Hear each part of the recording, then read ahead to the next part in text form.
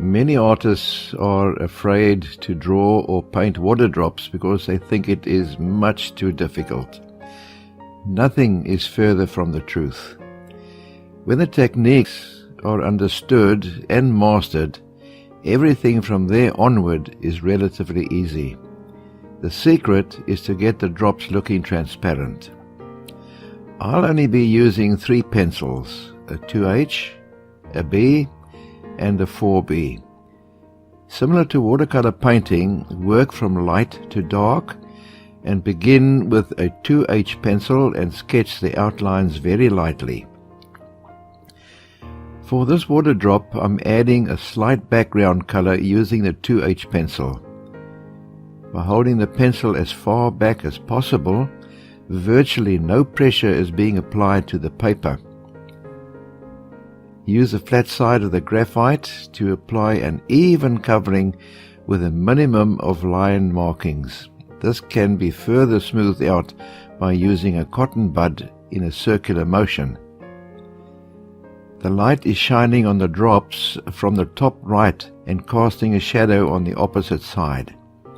The width of the shadow will depend on the angle at which the light strikes the drop. The lower the angle, the wider the shadow.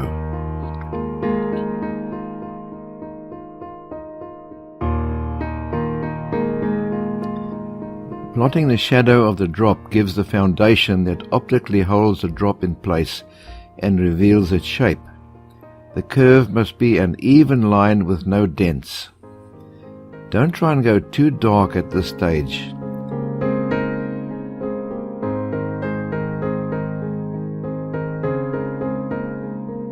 And for the middle tones, I'm using the B pencil. Normally the side that the light strikes is very light on a solid object and dark on the shadow side.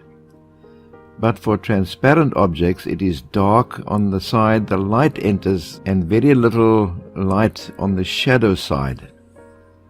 This is what confuses some artists. They want to paint the water drops as if they are solid objects. Don't shade too close to the highlight area at this stage. Because of the rounding of the water drops, the sides will be in shadow and gradually lighten up towards the top of the drop.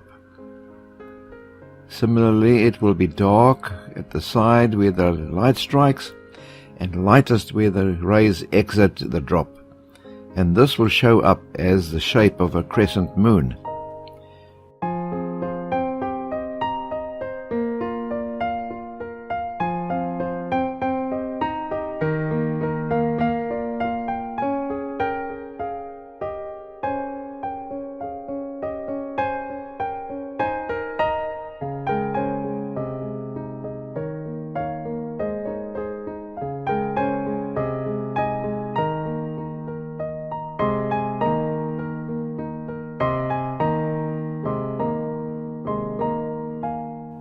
To avoid overshading this area, it is best to use a harder pencil such as the 2H and on its side. It is very important to have an even grading from light through to dark. We can now go over to the B pencil and darken up the top section. Notice how all this is applied using a circular motion to avoid any unnecessary streaking.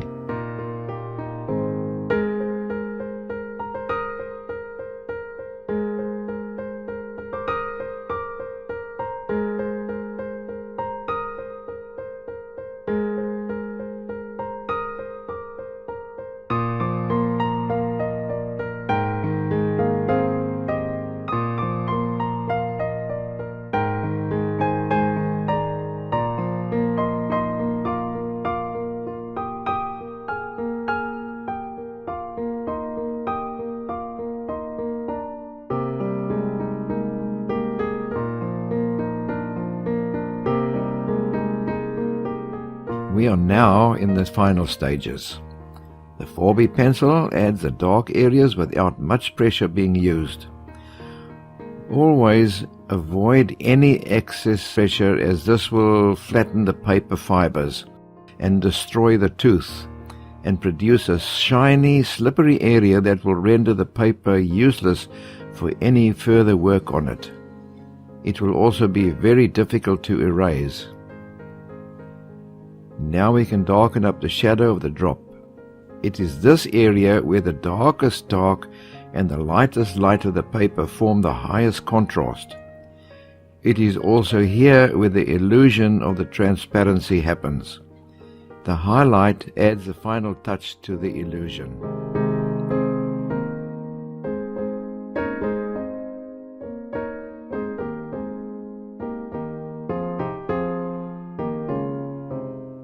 The slight background color adds more impact to the white half crescent, optically giving the illusion of super white.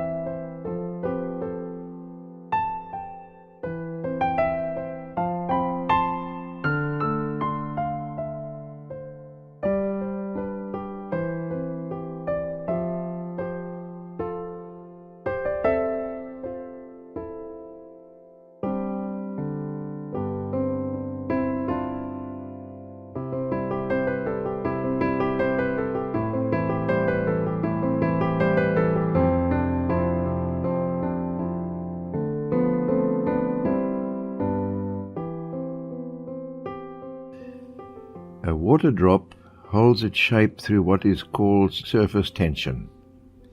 Intermolecular forces on the surface attract the molecules together to form a uniform covering over the top between itself and the outside air, preventing the liquid to escape. An analogy would be a row of policemen with all arms locked, preventing a surging crowd from pushing forward, stopping them from breaking through the cordon. The cordon will only give when the crowd is too great or the pressure too much. This is exactly what dishwashing liquid does. It breaks the surface tension of the water to produce cleaner, streak-free dishes. If you are a watercolorist and struggling to get an even wash without streaks, then simply add a few drops of dishwashing liquid to the water and see the difference. It's much cheaper than water tension breakers sold in art shops. I've been using this method successfully for years.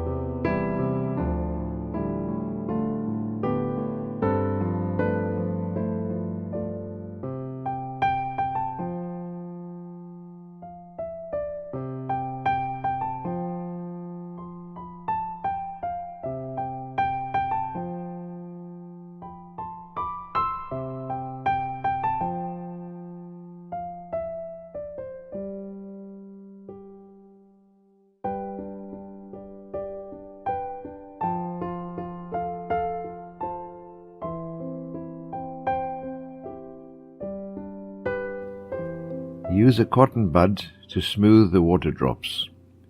This will give a more natural and realistic look. Be careful not to pull the fine dust into the white crescent area.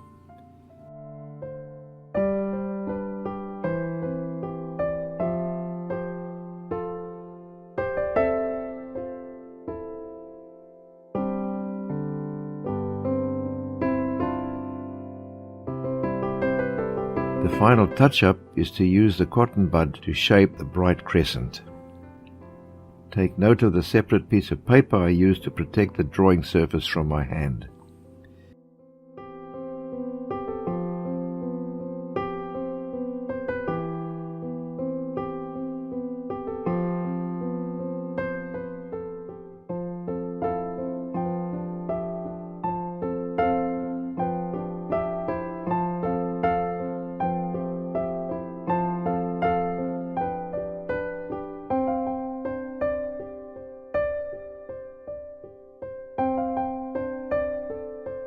All you need to do now is to go practice drawing water drops and to add them to your drawings. Once you master them in pencil, painting them is really a breeze.